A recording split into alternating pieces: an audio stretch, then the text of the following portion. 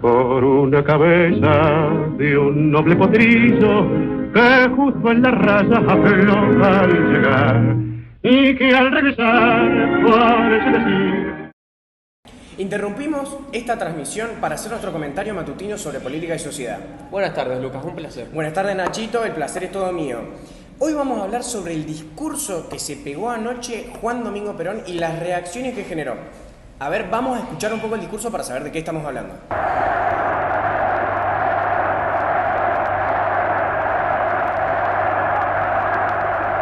Trabajadores, muchas veces he asistido a reuniones de trabajadores.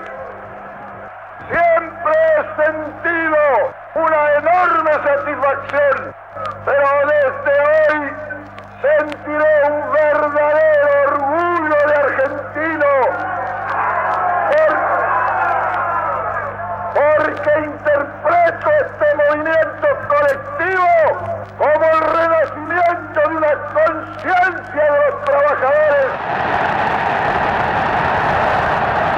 Bueno, ahora de las reacciones. Empecemos con una entrevista al senador John Williams. Senador, ¿qué le pareció el discurso de Perón? Buenas tardes. Miren, ese día fue histórico. Desde mi perspectiva, aquel discurso fue un punto de inflexión porque no solo unió a la clase trabajadora, sino que también sacudió a los sectores que, hasta ese momento, mantenían el poder económico y político en nuestro país. El general Perón entendió mejor que nadie la necesidad de articular un proyecto nacional y popular, donde los derechos de los trabajadores estuvieran en el centro. ¿Este discurso generó mucho revuelo en el Congreso? Por supuesto que generó revuelo en el Congreso. El revuelo no fue solo por el discurso en sí, sino por lo que representaba. La movilización de miles de trabajadores hizo evidente que el poder ya no residía únicamente en las instituciones tradicionales, sino que el pueblo había despertado y estaba dispuesto a defender a Perón como su líder. ¿Y cómo cree usted que cambió la relación entre el Estado y la clase trabajadora a partir de dicho discurso? Yo creo que cambió radicalmente. Antes de ese día, el Estado argentino era un instrumento al servicio de la oligarquía, de los intereses del capital extranjero, y la clase trabajadora era una masa subordinada, sin derechos plenos, excluida de las decisiones políticas. Pero aquel día, los trabajadores se levantaron y ocuparon la escena política, y se trató de la entrada definitiva de los obreros en la historia del país como fuerza política. ¿Consideras que el 17 de octubre marcó el inicio de una revolución social en la Argentina? ¿En qué ámbitos? Sí, considero que marcó el inicio de una revolución social en Argentina porque implicó la reivindicación de los derechos de los más humildes.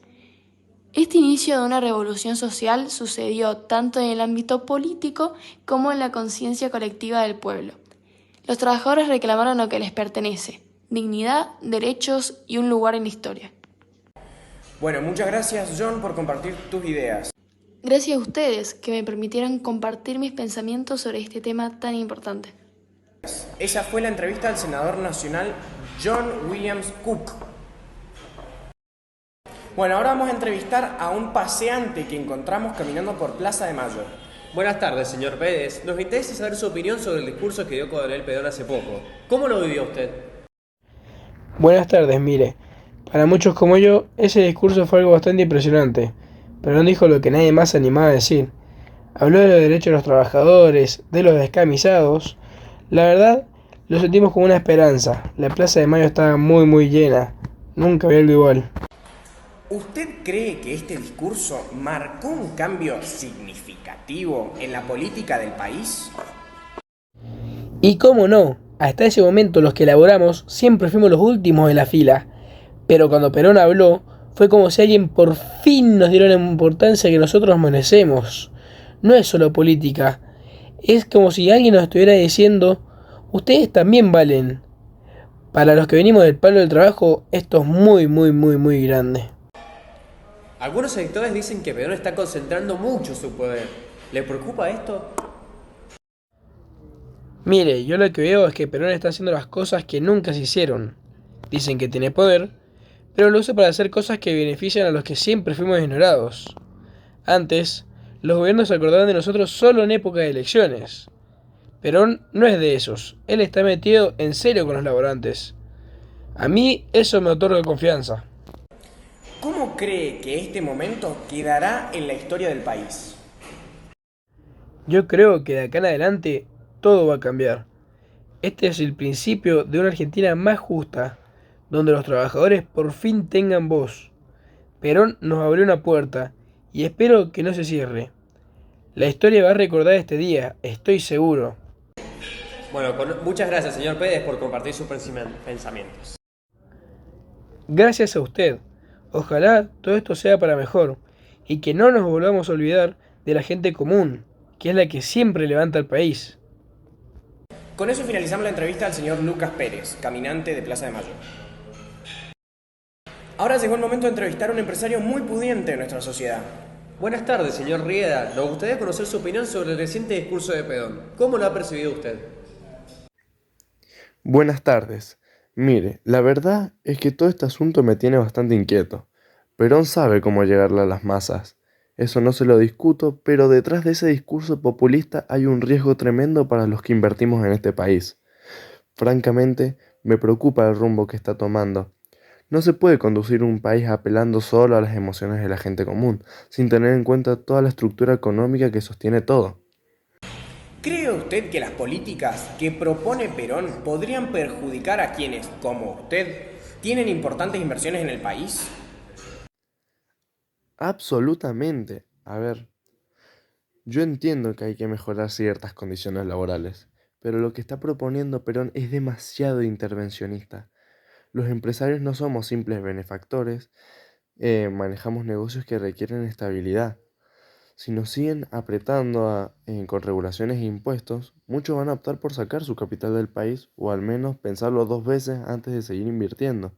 Y cuando eso pase, los primeros en sufrir serán justamente los trabajadores que tanto defiende. Perón ha destacado la importancia de los derechos de los trabajadores. ¿No consideras que es necesario buscar mayor equidad en una sociedad con tantas desigualdades? Bueno, mire, no soy insensible a esas cuestiones, pero una cosa es la justicia social y otra muy distinta es desequilibrar la balanza en favor de un solo sector. El país necesita inversión, desarrollo y eso no se logra demonizando al capital. Nosotros, los que tenemos los recursos, somos quienes generamos empleo y crecimiento. Si se nos obstaculiza con políticas erráticas, el resultado será desastroso para todos, no solo para los de arriba, como suelen decir. ¿Cómo cree que las políticas de Perón impactarán a largo plazo en la Argentina? Si sigue por este camino, el panorama no es alentador. No se puede construir un país con antagonismos permanentes y mucho menos debilitando a quienes realmente mantienen en pie la economía. Si las políticas de Perón siguen avanzando sin un enfoque más equilibrado, lo que va a suceder es una fuga masiva de capitales. Y le digo algo, yo no estaría dispuesto a seguir apostando mi patrimonio en un país que no respete las reglas del juego. Eso es no ser egoísta, es ser realista. Le agradezco mucho su tiempo, señor Rieda. No hay de qué. Espero sinceramente que el gobierno recapacite y entienda que los empresarios no somos su enemigo. Si queremos un país próspero, todos tenemos que trabajar en conjunto, no desde el resentimiento o las políticas a corto plazo. Ahora es turno de entrevistar a la hermana Sor Teresa, monja del convento de la Camberita. Buenas tardes, hermana Sor. Muchas gracias por tomarse el tiempo para esta entrevista. ¿Qué opina usted sobre el gobierno de Juan Domingo Perón? Buenas tardes. Si bien es cierto que ha implementado algunos cambios sociales, no puedo evitar sentir una profunda preocupación por su creciente autoritarismo. Se refiere a la relación entre Perón y la Iglesia Católica, ¿no? Exactamente. He visto cómo se han levantado tensiones innecesarias. Algunos clérigos han sido silenciados y esa es una grave preocupación. La fe no debe ser un blanco de ataques políticos. Pero hay quienes argumentan que su gobierno busca el bienestar del pueblo. ¿No cree que eso es positivo? La intención puede ser buena, pero el camino que está tomando es peligroso.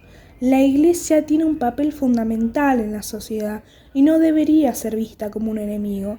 La crítica a sus acciones es un deber moral, no una oposición. Algunos dicen que Perón se siente amenazado por la influencia de la Iglesia.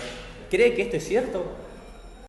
Sin duda, su discurso ha ido en aumento y al apuntar a la Iglesia crea un clima de división. Esto no es sano para nuestra nación. La fe y la política deben coexistir sin confrontaciones destructivas. ¿Cuál es su esperanza para el futuro de esta relación? Yo de todo corazón realmente espero que el gobierno reconozca que la Iglesia no es su adversaria, sino una aliada en la construcción de una sociedad más justa. Necesitamos diálogo y respeto, no antagonismo. Sin eso, solo veremos un deterioro en nuestra comunidad. Bueno, muchísimas gracias. Esta fue la entrevista con la hermana Sor Teresa.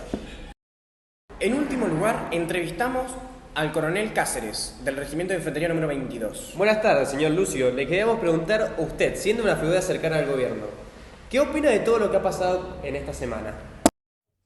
En mi opinión hubo demasiada violencia, pero eso siempre va a pasar con cualquier revolucionario, y más con alguien donde le quiere sacar el poder a todo el gobierno y darle los beneficios a la clase baja. ¿Y usted cree que el discurso de Perón es un golpe a este gobierno o realmente cree que es para los trabajadores? Yo creo que el discurso fue para las dos partes, donde motiva a los trabajadores a seguir peleando por sus derechos y para bajar de la nube a los políticos que se creían que no iba a haber un líder para las clases bajas. Bueno, y para terminar, usted siendo militar, ¿en qué le perjudica o le beneficia toda esta situación que está viviendo el país? En mi opinión, si Perón cumple todo lo que dice, el país va a ser claramente beneficiado en cuanto a lo social, ya que el cambio va a ser para bien, ya que no se puede seguir con la corrupción de ahora y callar todo lo que quiere el pueblo argentino. Bueno, ese fue el último comentario del señor Lucio Cáceres, coronel del Regimiento de Infantería número 22. Ha sido una buena tarde Así es, fue una buena velada. Tuvimos opiniones disparejas, gente que estaba a favor, gente que estaba en contra y gente que por ahí pensaba que ambas estaban bien. Pero bueno, creo que van a irnos, ¿no?